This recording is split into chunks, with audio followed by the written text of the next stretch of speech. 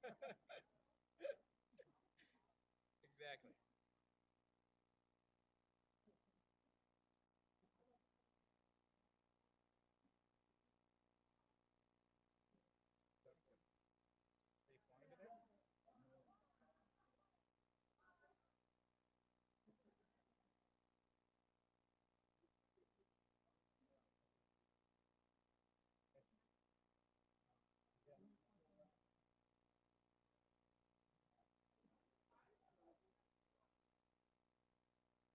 Are you flying today?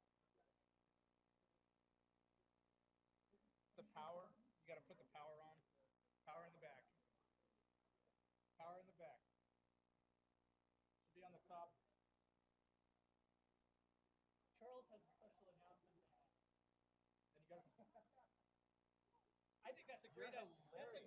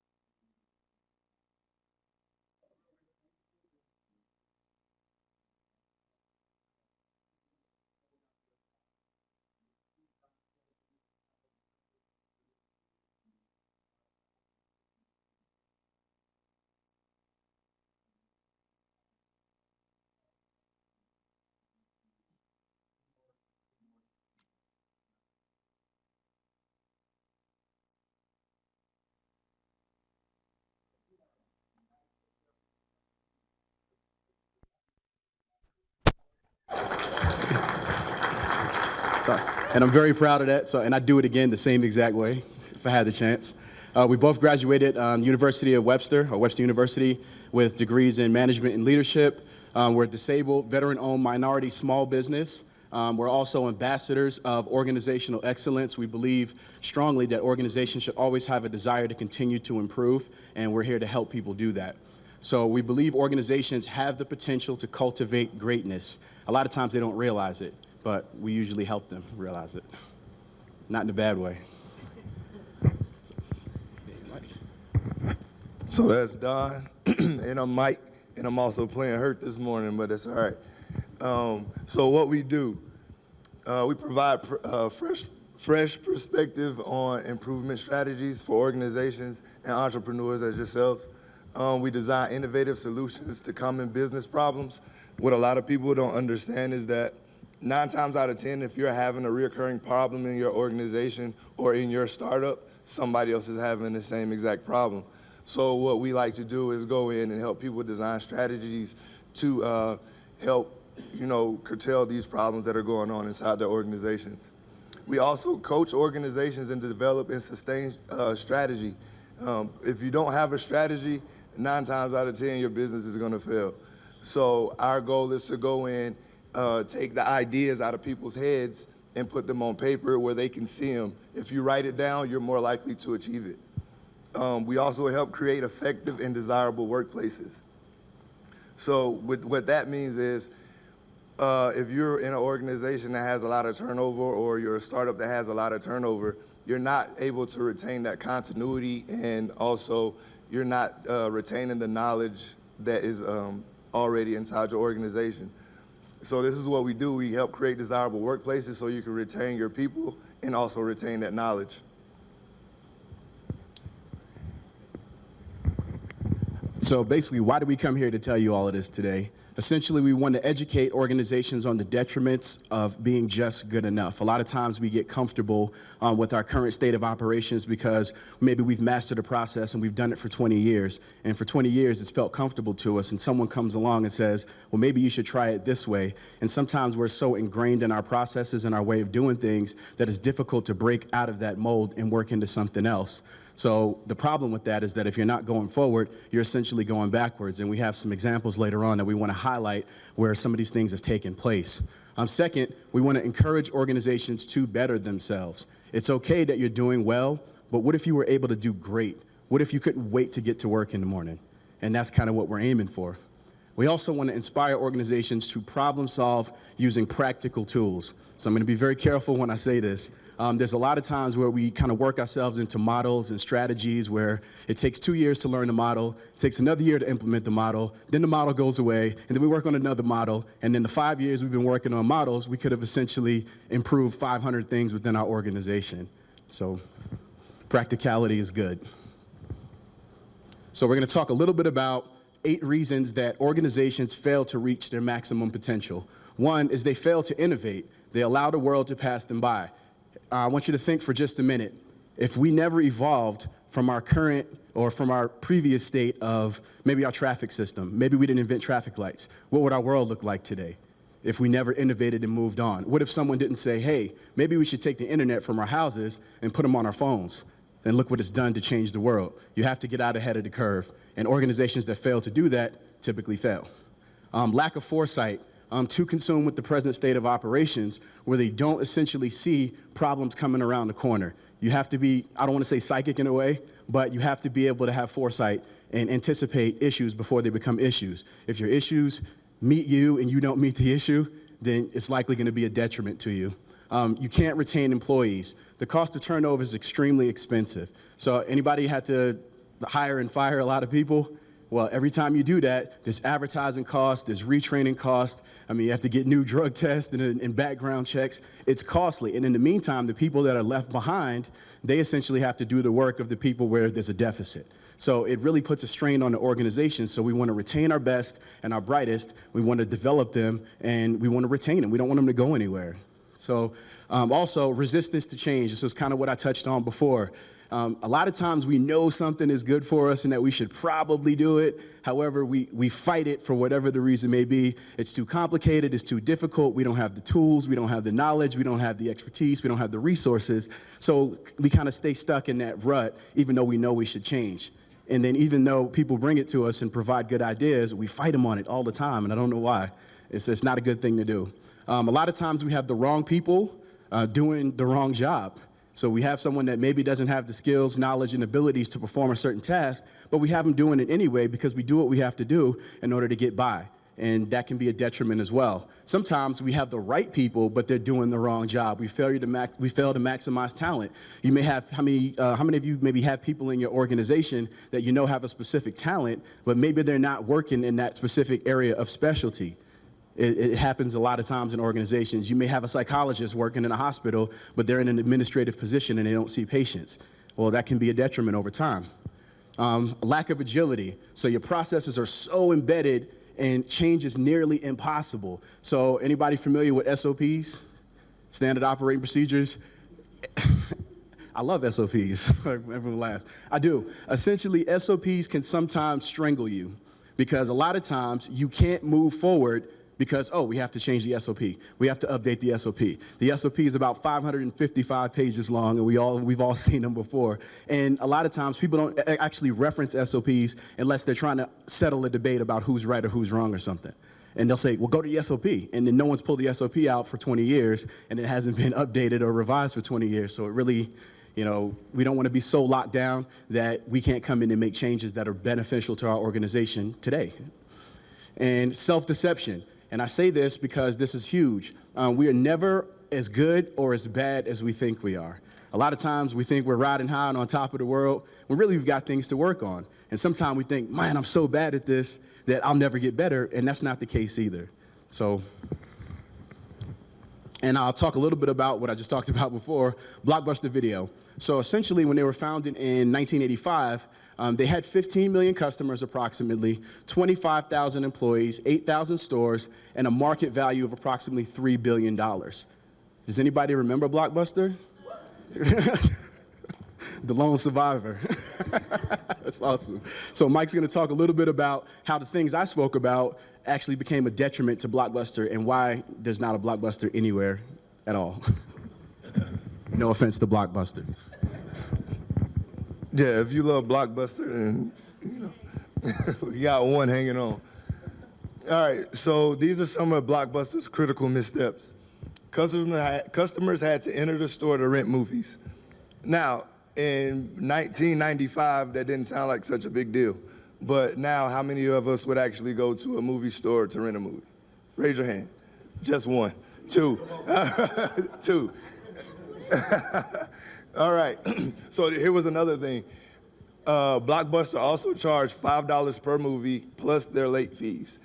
Now, a lot of people didn't know this, but 16% of Blockbuster's revenue actually came from late fees. So how many of us enjoy paying late fees? All right, here we go. Now, this allowed Netflix to gain a 6-year head start on a movie by mail service. Now, when this first started, it was kind of new, and Blockbuster didn't really feel like it would work. So they didn't see the benefit of mailing movies out and the risk of the movies not being returned. Netflix went ahead and took that leap. Essentially, they failed to innovate, and they lacked the foresight to see what Netflix was going to do. When they realized the change was needed, they were too slow to react. Now, these factors contributed to their ultimate failure in 2003. And when we say when they failed to react or were too slow to react, Blockbuster actually did launch a movie by mail service 6 years later. So by that time, Netflix had already accrued 3 million plus customers. This is how Netflix capitalized. They eliminated the expensive late fees. Now, I didn't see anyone who raised their hand who liked to pay late fees, so I guess that's one good thing they did. They also offered a fresh alternative option with the movie by mail service. As I spoke to before, Blockbuster didn't like the risk of those movies not being returned, whereas Netflix was willing to take that risk. Now, you were able to rent 3 movies with no late fees for $16.99 a month. Now, at first, that sounds like a lot. It's like, well, $16.99 a month, I don't want to pay that.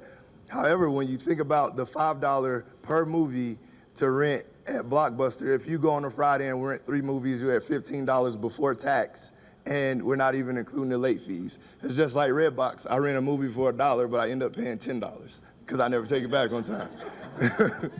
They're genius, too.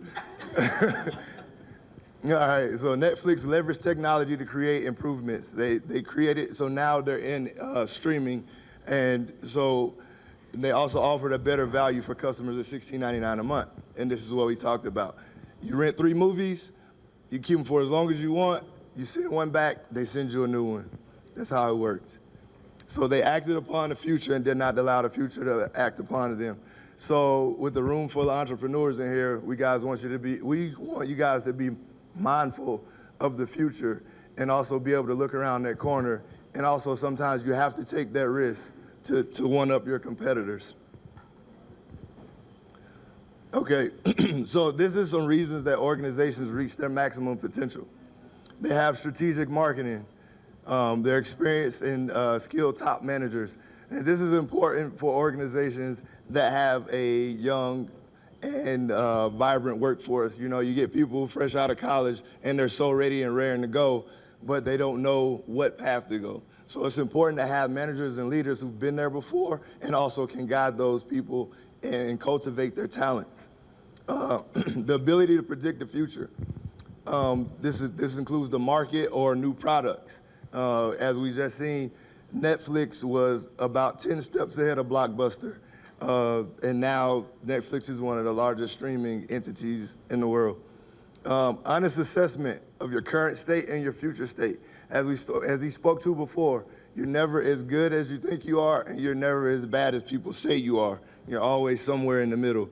So take that long look in the mirror and see what you can do better, and also celebrate your successes. Make sure with the things that you do well, continue to do well. Organizations that are successful allow for innovation from all levels of the organization.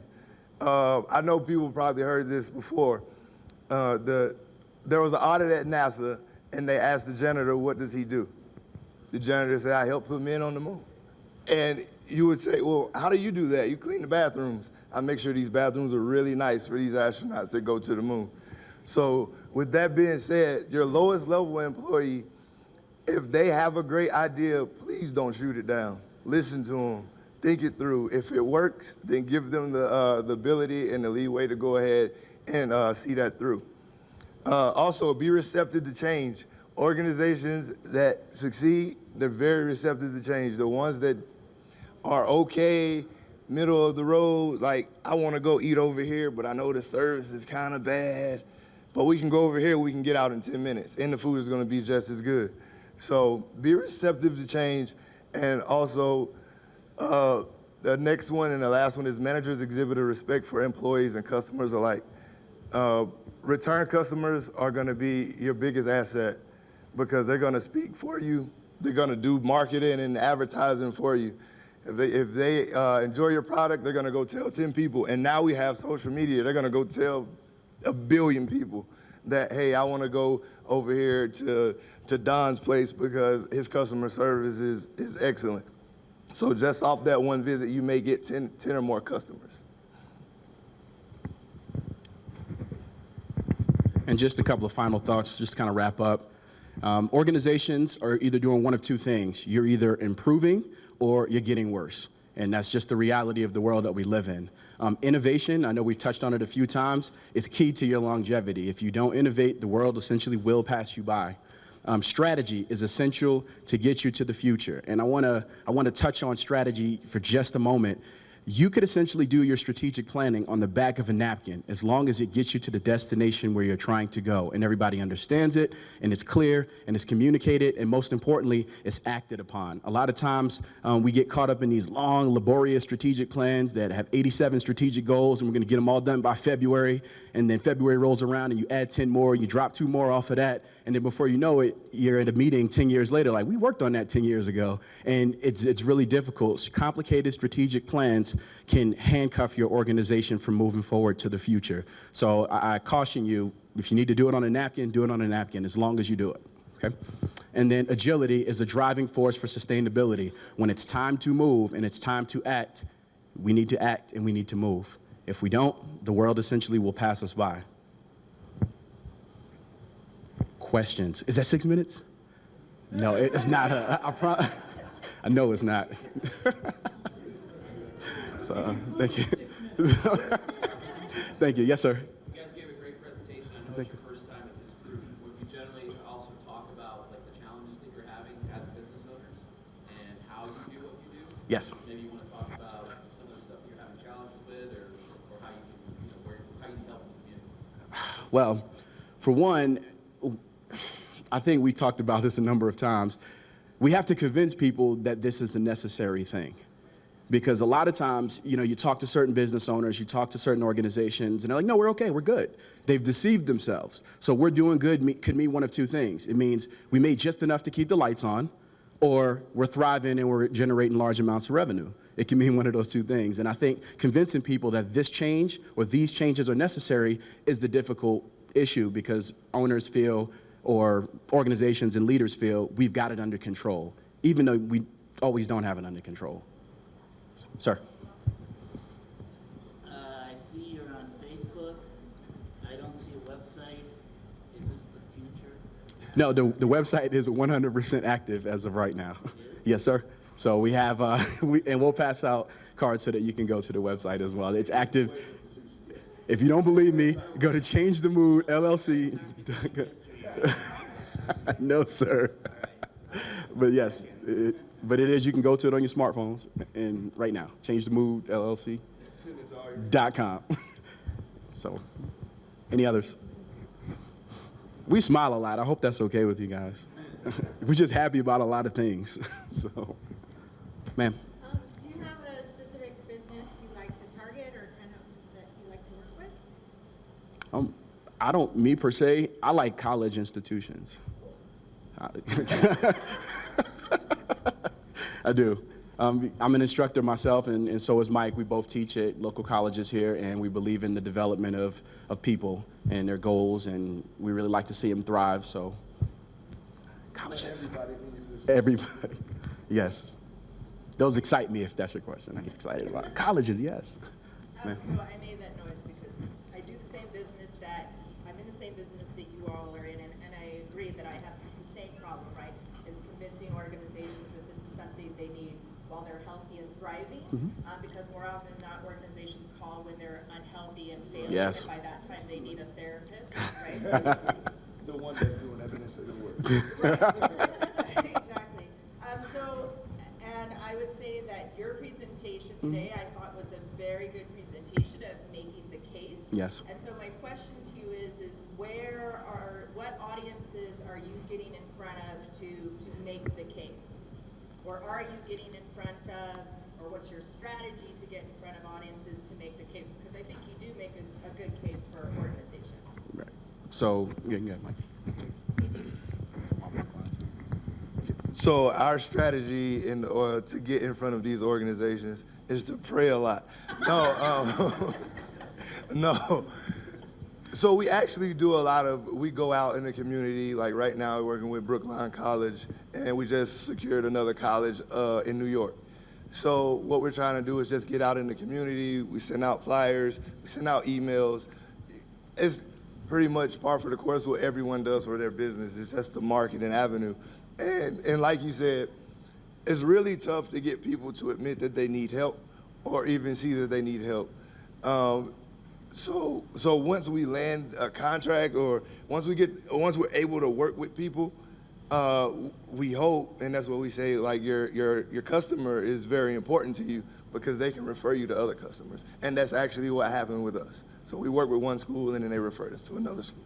So obviously the same challenge in here before, facilitating demand is a lot easier than creating. So where have you found that the demand exists? Where have you had successes? And how can you learn from those successes to get more? We both have something to say on this. So initially, we start at the beginning. So at Brookline, you start where you are. You influence your circle where you can influence. So I was an instructor at Brookline, and I started noticing some recurring challenges that they were having. So internally, I decided to take a stand and say, well, hey, I kind of do this in the other organization that I work in, so maybe I can help in these ways. So I started to influence those circles in which I was in, and then those expanded to other circles. So essentially, all you can do is start where you are. A lot of times, when you reach out to people, like Mike said, that it's too late, when you finally recognize that you need help. For example, and I don't want to call out any businesses specifically, but there's this particular, no, I can't do it. Not here. So I'm going to take the professional route. So essentially, there's a local restaurant that I love very, very much, and I eat there all the time, and I was having breakfast with my son after karate and had the best blueberry pancakes in the world. I'm not tipping my hand, nobody's on to me, right? And essentially what they did is I noticed they were having some of those same challenges. And I dropped a business card, even though I was in sweatpants. I dropped the business card and I kind of spoke to the manager, and she said, oh, we'll get this to our manager. But essentially, this organization is bankrupt and they're under restriction on I did. I knew I'd say too much, right? So essentially, and it broke my heart because I love this place. So when you start seeing the restaurants that you love and the places that you love to frequent, when you see them going down one by one, it breaks your heart. Like me, I'm a Windows Phone user, and no one in the world even knows what that is. But I'm the happiest person in the galaxy. I love my Windows Phone, I do. But they're going away too. So, but I can't help them. So one of the stories whatever you like is going away. So I have a question. You mentioned part of this before. So how many veterans do we have in the audience? Just curious. Okay.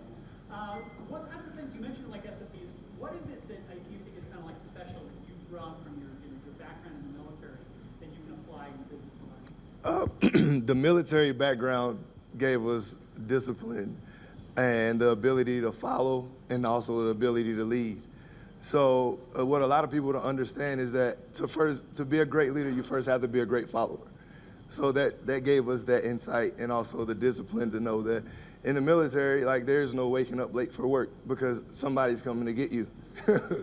You know, there is no, I'm calling in today because that's why I'm here right now. I'm playing hurt today. There is no calling in. So it's just the accountability, the discipline, and the ability to have leadership and followership all in one. And this gentleman have a question, sir? So you guys are in the consulting business, right? Yes, sir. Yes. One of my mentors, he did it for a long time, very successful with it. And I guess I just want to share if anything is for ideas. So he was telling me a story one time. He was in a panel. We're all sitting down, all these different consultants. And you know, the little fun, the little tag, it says consultant, consultant. And his said resultant. So they're going, they're like, okay, so going down the line, people ask, so what's a result? I deliver results. Yes. So if the consultant charges you a fee, gives you a couple of processes to play, and really, there's no guarantee if it's going to work. Absolutely. And that's what. If it doesn't work, I put 50% of my fee up front. Right. Just get on the line. Yes. And he was massively successful. And it was freaking out everyone that was resulting. What's going on? So I guess I was just wondering if you guys bring something to the table. And I was him sweetening the pot and delivering a guarantee. Yes. He's like, I'm putting skin on the line, 50% of my fee. I'm delivering a dollar figure to you. Nice. We will borrow shamelessly. But you're absolutely right, because that's why we got into this, is because we've seen consultants. And what they typically do is, like you said, they give you a couple of processes to work on. They say, hey, maybe it'll work, maybe it won't. Call me in a year. They call you in a year, it didn't work. We'll give you 3 more that we went and researched. Call me in another year. Those didn't work either. So it's just a cycle of coming to collect a check from you. And that's why we got into the game. And I like resulting, and we're still in that. Today. And it's going on the website. And it's going on the website. Yes. I've never seen or heard of you guys. I'm really happy that you're here this morning to enlighten all of us that you're around. So how did you hear about 1 Million Cups and decide to present this morning? Well, we went to PTAP, and like I said, when someone asked us how we get our businesses, I said we pray a lot, because we do. We went to PTAP, and there was a young lady there that helped us out, and she said, well, have you guys heard of 1 Million Cups? And we were like, no, we haven't. And she was like, and she gave us a card of a lady to call, and we called the lady and left a message, and she never called back, right? So we're sitting in the office one day, and I'm like, whoa, 1 Million Cups. That's what she was talking about yesterday. So we just got online and we applied. So, thanks. We're happy to be here. Thank you. Getting applause, we should probably wrap it up. Let's see. So first of all, we ask a couple questions. Red or green, both of you gentlemen? Green. Oh, good, good. Team Green is doing well. And what can we as a community do to help you continue to grow your company? I would just say, if you guys know of anybody that needs help, the website is up. We have business cards. We'll hand them out. And if you guys know of anyone who needs help, please send them our way. And we're the new Albuquerque Resultants. That's what we are. Thanks, man. Appreciate it. I don't think I have any closing comments. I think I've spoken enough, and I just want to say thank you guys for listening, and thanks for being open-minded.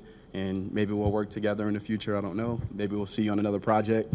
But you know there's people that need help. You know of those people. So we want to help. And really, we're in this business to help. So thank you. Stuff is happening already. I love it. Thanks very much. Appreciate it. Yeah, so this morning, just like a quick reminder for some folks and an announcement to others. We're having a little sort of community update. We've got a few people who are on a schedule. In addition to those folks, we'll have you kind of line up over here. So actually, if you are, so Kenny, we've got Tamara, we've got Charles, we've got Stacy. If you'll kind of join us over here, and then anybody else who's got like a community update, we're asking you keep it under about 2 minutes or so, just to keep things moving along. But that can be, you're looking for a job, you're hiring, you got an event, you've got something special that's going on, we'd love to hear from you.